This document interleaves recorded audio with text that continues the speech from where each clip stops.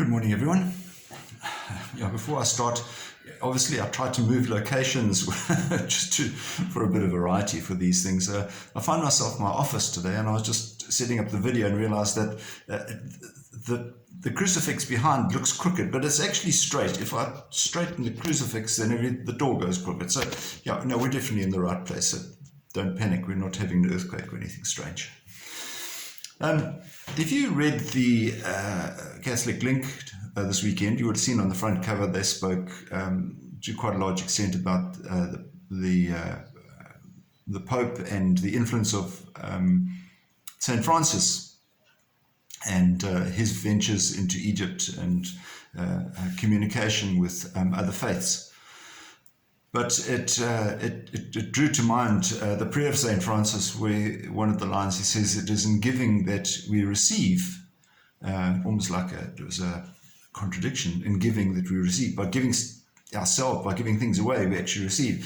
The thing about St. Francis is that he wasn't saying you give so that you can receive, and I think that fills in very nicely with the first reading of today from the second letter of St. Paul to the Corinthians, chapter 9.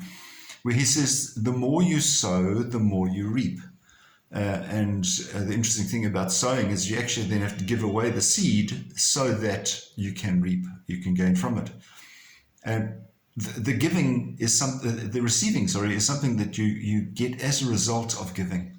But it should not be something that is done conditionally. As far as we are concerned, if we look at what St. Ignatius said, you give and don't count the cost. Give generously, give of yourself, give whatever you can, but don't expect return. That's kind of not what we do in society now. We sort of say what motivates us. What motivates us essentially is reward and outcome. We do things so that we can get an outcome, so that we can get some benefit from it. But in fact, as Christians, we are called to do more than that. We are called to give and not consider it. It's almost the thing that parents do and grandparents.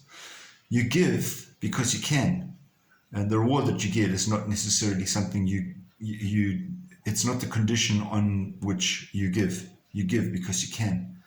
The joy, of course, that you receive in seeing the recipients, that's the reward. So in the gospel, Jesus says, your Father who sees all that is done in secret will reward you. So whatever reward we get will be something that is not tangible necessarily to ourselves, it's certainly not necessarily tangible to other people. That's all about motivation and giving and receiving today. So be generous in not just your wealth and whatever, but in your talents, in yourself. Give to others that they may benefit from what it has you have to offer. May God bless you today. May God keep you safe. And we'll see you again tomorrow. God bless. Bye-bye.